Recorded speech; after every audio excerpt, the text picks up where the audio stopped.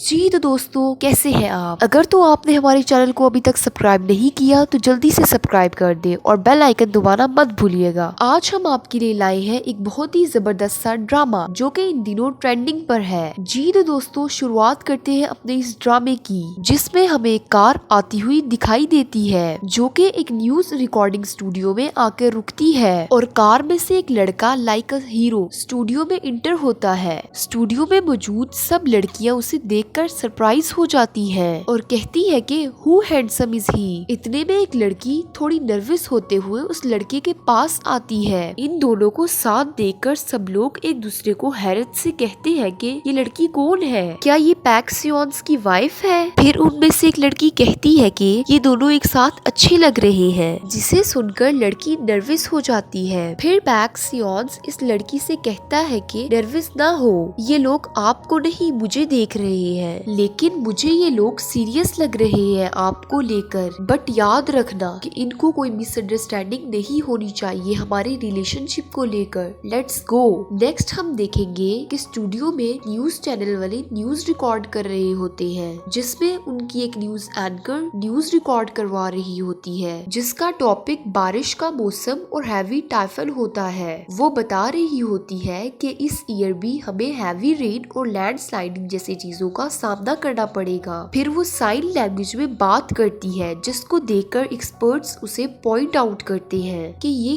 क्या कर रही हो, व्हाट्स रॉन्ग विद यू। फिर एक्सपर्ट्स इसकी करेक्शन करते हैं और यूरी को नेक्स्ट सीन करने का कहते हैं। इस पर यूरी कहती है कि हमारा एम है लास्ट ईयर की लैंडस्लाइड्स साइट का रिव्यू और डैमेजेस को कैसे रोका जाए। रिपोर्टर पार्क के बाद एक और लड़की को दिखाया जाता है जो साइंस में बात कर रही होती है। फिर यूरी और वो लड़का कुछ देर आपस में बात करते हैं और यूरी वॉन्ग साइन करती है। फिर डायरेक्टर कहती है कि ये क्या बदतमीजी है, अभी इसी वक्त माफी मांगो। इतने में एक लड़का जल्दी से एक नोटिस लेकर आता है और बताता है कि अभी एक इमरजेंसी ब्रीफिंग है। नेक्स्ट 5 मिनट में फिर एक प्रेस कॉन्फ्रेंस अरेंज किया जाता है और फिर डायरेक्टर यूरी से कहती है प्रेसिडेंशियल ऑफिस से ब्रेकिंग न्यूज है। यूरी कहती है कि एक स्पोक पर्सन की ब्रीफिंग है। आज मैं सियोन्स को देखती रही। फिर एक लड़का यूरी के सामने बैठी एक लड़की जिसका नाम हीजो है उसको बताता है कि हम कुछ देर में लाइव आने वाले हैं। इसके बाद पैक सियोन्स की स्टेज पर एंट्री होती है। फिर वो कंपेयरिंग स्टार्ट करता है और कहता है कि मेरा नाम पैक सियोन्स है और मैं प्रेसिडेंशियल ऑफिस का स्पोक पर्सन हूँ। आज 1:48 PM से 4:20 PM कोरियन स्टैंडर्ड टाइम है। इसे देखकर कैमरामैन 2 कहता है कि कितनी प्यारी आवाज है, ये एज अ न्यूज एंकर कैसा लगेगा। इस पर कैमरामैन 1 कहता है कि सेम ऐसा ही जैसा अभी है और ये रैंक पे मौजूद लोगों में फर्स्ट पर्सन है जो ट्रस्ट करने के काबिल है। कैमरामैन का शोर सुनकर यूरी कहता है कि एक्सक्यूज मी, क्या आप चुप हो सकते हैं, मैंने सियोन्स की बातें सुनी है। फिर कैमरामैन 1 कहता है ओके। फिर वो लोग सियोन्स की स्पीच सुनते हैं जो कुछ देर तक कंटिन्यू रहती है, जिसमें वो गवर्नमेंट स्टेट के इश्यूज के बारे में डिस्कशन और प्रॉमिस करता है कि वो इस हैवी रेन और लैंड स्लाइडिंग की वजह से डिस्टर्ब होने वाले लोगों को रेस्क्यू करेगा। हमारी गवर्नमेंट इनको रेस्क्यू करने के लिए अच्छे फ्रीडम देगी। फिर सियोन्स अपनी स्पीच कंप्लीट करके वापस आता है और अपने मैनेजर से कहता है कि चेक करें major headlines, personal broadcast, new media और कमेंट्स, कम्युनिटी पोस्ट का और पब्लिक ओपिनियन की मुझे रिपोर्ट दो। यंगवू कहता है कि यस सर पाई। सियोन्स ऑफिस में अपने रूम में आता है। फिर इसका फोन रिंग होता है, काफी नोटिफिकेशन आते हैं। वो उन सब नोटिफिकेशन को चेक करता है, जिसमें एक मैसेज ओपन करता है जो यूरी का होता है। वो कहती है कि सियोन्स मैं तुम्हारे साथ हूँ, तुम स्ट्रॉन्ग रहो। फिर अचानक से बाहर का मौसम खराब हो जाता है और बारिश होने लगती है और नेक्स्ट सीन में क्यू जिन 2 लेडीज के साथ टी टेबल पर बैठी होती है। उनमें से एक लेडी क्यू जिन से कहती है कि अब टाइम हो गया है कि तुम काम क्विट कर दो। तुम जानती तो हो कि इलेक्ट्रॉनिक कैंप्स एक मंथ में स्टार्ट होने वाले हैं, राइट? तुम बाकी एक्टिविटीज साइड पे कर दो और उसको सपोर्ट करो। फिर सेकंड लेडी कहती है कि आप सही कह रही हो, मैं भी इससे यही कहना चाह रही थी कि तुम काम छोड़ दो। फर्स्ट लेडी फिर से कहती है कि अभी इसने काम स्टार्ट ही नहीं किया, लास्ट ईयर में इसका सांस लेना मुश्किल हो गया था। फिर कुछ देर इनकी बातें कंटिन्यू रहती है जिसमें ये दोनों लेडीज झगड़ा कर लेती हैं। फिर सेकंड लेडी क्यूजिन से कहती है कि सारी गलती तुम्हारी है, you have not wins your man hurt. Again बारिश हो रही होती है कि क्यूजिन कार में बैठकर लोकेशन लगाती है और फिर उस लोकेशन को फॉलो कर रही होती है कि इतने में रोड गीली होने की वजह से कार आउट ऑफ कंट्रोल हो जाती है। वो उसे रोकने की कोशिश करती है लेकिन कार की स्पीड बढ़ती जाती है। फिर अचानक से कार रुक जाती है। फिर वो हैवी सांस लेती है। अचानक से कार में ऑटोमेटिक रेडियो प्ले हो जाता है और क्यूजिन नर्वस होकर कार के डोर को फोर्सफुली ओपन करने की कोशिश करती है लेकिन नाकाम हो जाती है। फिर इसके माइंड में कुछ न्यूज रिकॉर्डिंग के सीन आते हैं। फिर सामने से एक कार आती है जिसकी फ्लैश लाइट्स क्यूजिन पर पड़ती है। वो ये देखकर डर जाती है लेकिन वो उसके पास से गुजर जाता है। फिर वहाँ एक लड़का फुल कवर होकर खड़ा होता है और फिर वो उसके पास आने लगता है। क्यूजिन की कार खुद अनलॉक हो जाती है। वो उसे लॉक करती है, कार फिर अनलॉक हो जाती है। वो फिर लॉक करती है लेकिन कार फिर अनलॉक हो जाती है कि इतने में लड़का वहाँ पहुँच जाता है। सियोन्स को कॉल आती है। उसके साथ खड़ा लड़का सियोन्स को कहता है कि आपको कॉल आ रही है। वो फिर मोबाइल चेक करता है और कहता है कि स्ट्रेंज नंबर है और शायद एब्रोड का नंबर है। क्या करूँ मैं? सियोन्स खुद कॉल उठाता है। फिर कहता है कि पाइक सियोन्स स्पीकिंग, कुछ बोलो वरना मैं बंद कर रहा हूँ। फिर किडनैपर कहता है कि तो तुम हो पाइक सियोन्स। सियोन्स कहता है कि कौन हो तुम? जिस पर किडनैपर कहता है कि क्या हुआ, मेरी आवाज पसंद नहीं आई? फिर सियोन्स कहता है कहाँ हो तुम, ये तो डोमेस्टिक नंबर है, तुम किसके साथ एफिलिएटेड हो? किडनैपर कहता है कि मैं तुम्हारी वाइफ को मार दूंगा। फिर फोन वाइब्रेट होता है। फिर वो फोन को चार्ज पर लगाकर अगेन किसी को कॉल करता है और पूछता है कि तुमने आज हिजू को देखा है? फिर हिजू की मॉम को कॉल करता है और उनसे पूछता है कि क्या हिजू आपके साथ है? जिस पर वो कहती है कि हाँ, उसने मेरे साथ डिनर किया है और बस फिर मैं उसे वापस ड्रॉप करके आई हूँ। सियोन्स कहता है okay bye, have a good night. फिर उठकर बाहर आता है और अपने स्टाफ को नंबर बताकर उस नंबर को ट्रेस करने का कहता है। फिर उसे अगेन किडनैपर्स की कॉल आती है। सियोन्स कहता है कि बस करो, मैं थक गया हूँ इस प्रैंक कॉल से। जिस पर किडनैपर कहता है कि मेरी नाइफ तुम्हारी वाइफ की नेक पर है। फिर सियोन्स कहता है कि इंतजार किस बात का है, मार दो। इस पर किडनैपर कहता है कि अभी तो हमने पैसों की बात की ही नहीं है। सियोन्स कहता है कि रीजन की कोई रीजन नहीं है, मुझे अगेन कॉल मत करना। फिर कॉल बंद कर देता है। किडनैपर कॉल हिजू को भी सुना रहा होता है। किडनैपर हिजू का गला दबाने की कोशिश करता है। हिजू फिर कार को छोड़कर खुद को बचा रही होती है। किडनैपर कह पाने की कोशिश करता है। हिजू फिर कार को छोड़कर खुद को बचा रही होती है। किडनैपर कहता है कि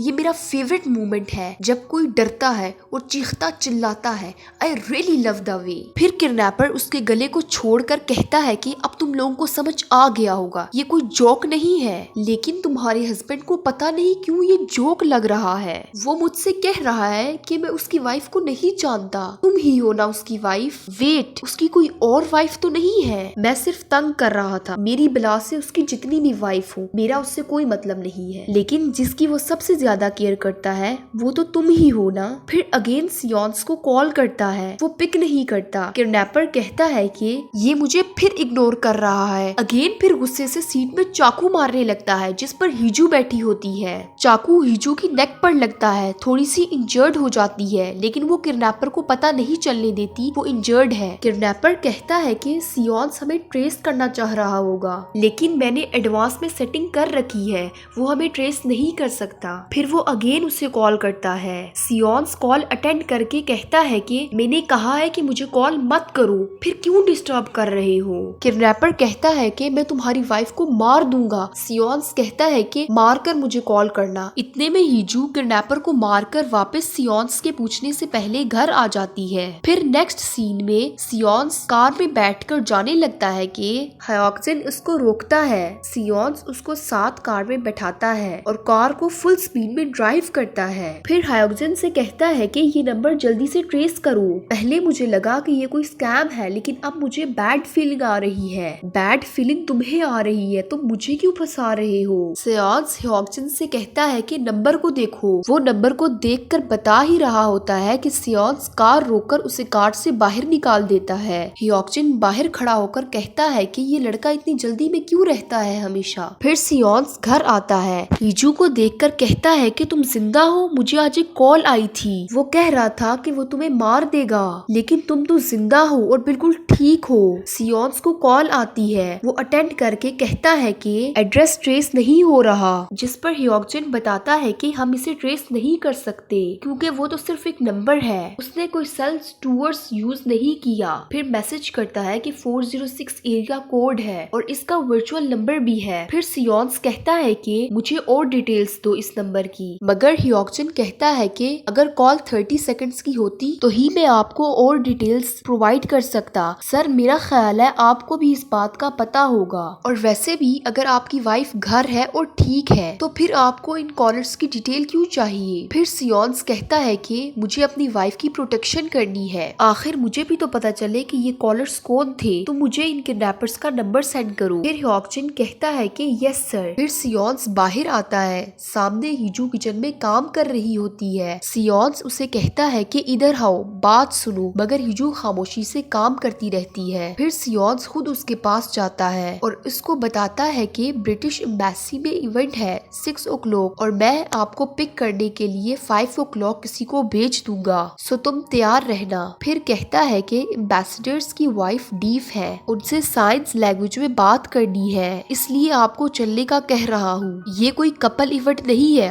गलत मत समझना। और वहाँ से चला जाता है। फिर हीजू को उसकी मॉम की कॉल आती है और वो कुछ देर उनसे बात करती है, जिसमें वो हीजू को कुछ इम्पोर्टेंट बातें बताती है और उनको फॉलो करने का कहती है। फिर कॉल एंड होने के बाद हीजू अपने पास्ट के बारे में सोचने लगती है, जिसमें वो अपनी वेडिंग के दिन के बारे में सोचती है कि कैसे सियोन्स ने अपनी और इसकी मैरिज को प्राइवेट रखा और अपने रिश्ते को लोगों से कैसे हाइड रखा। फिर नेक्स्ट हमें सियानैंगू साइन लैंग्वेज सेंटर दिखाया, जिसमें एक लड़की जिसका नाम जिनी हिमिंग होता है वहाँ आती है, और थोड़े आगे आने के बाद उस स्टूडियो में कुछ लड़ने की आवाज आती है और वो उनको देखने के लिए आगे बढ़ती है। तो क्या देखती है कि हीजू एक वीडियो देखकर इसको साइंस में एक्सप्लेन करने की कोशिश कर रही होती है।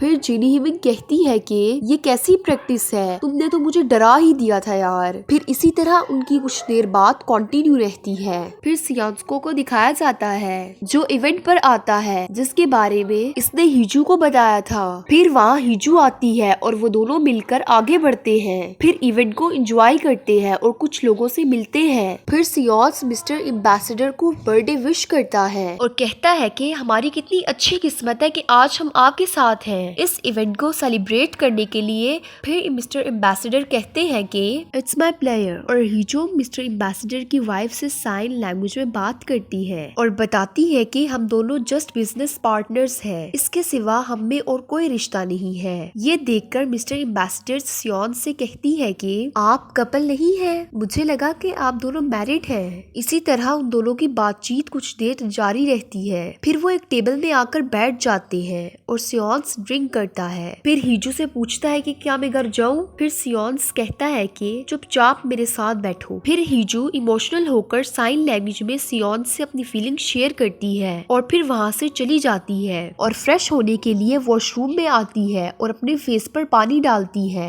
दूसरी तरफ सियोन्स ड्रिंक कर रहा होता है कि उसे कॉल आती है और वो कॉल पिक करता है और कहता है बोलो 406 मेरी वाइफ सेफ है और मेरे पास तुम्हारी फालतू बातों के लिए टाइम नहीं है। किडनैपर्स कहता है कि मगर मेरे ख्याल से ये इवेंट सही रहेगा आपकी वाइफ को हर्ट करने के लिए। फिर सियोन्स अपने आसपास देखता है कि हीजू कहाँ है, मगर वो वहाँ नहीं होती। फिर वो टेंस होकर उसे ढूंढने लग जाता है और फिर किडनैपर्स से पूछता है कि तुम क्या चाहते हो। किडनैपर्स कहता है फिर केयरफुली मेरी डिमांड सुनो, तुम्हें अपनी लाइफ में हीजू की जरूरत है या नहीं। फिर हीजू को दिखाया जाता है जो इस कॉल को सुन रही होती है और याद करती है कि कार एक्सीडेंट में किडनैपर्स और सियोन्स की आपस में क्या बातें हुई थी। क्या तुम अपनी लाइफ अपने फादर की इलेक्शंस की नजर करना चाहते हो? इसके बारे में सोचो और सिचुएशन को चेंज करो, वरना मैं तुम्हारी मैरिज का सीक्रेट एक्सपोज कर दूंगी। हे मैन, क्या तुम डर गए हो? फिर हंसते हुए कहती है कि सियोन्स डर गया, वो भी मुझ जैसे लूजर से। फिर हंसती है और और कहती है कि